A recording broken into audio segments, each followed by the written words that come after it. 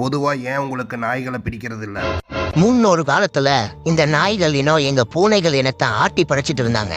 எங்க முன்னோர்கள் பல துன்பங்கள், துயரங்கள், இன்னல்கள் அனுபவிச்சாங்க. அதனால பூனைகளுக்குள்ளார ஒரு பெரிய புரட்சியே உண்டாச்சு.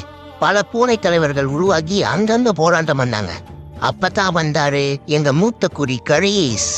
பயந்து பயந்து வாழ்ந்துட்டு இருந்த எங்களுக்குள்ள ஒரு பெரிய பலத்தை கொண்டு வந்தாரு. பூனைகள் புரட்சி படை உருவாச்சு. அப்ப இருந்து நாங்க நாய்களை நாக் அவுட் பண்ண ஆரம்பிச்சோம். இப்ப வரைக்கும் கரீஸ் வம்சத்தார் எங்களுக்கு உறுதுணையா இருந்துட்டு வராங்க. இப்ப நாய்களுக்கு நாங்க தான் பாஸ்.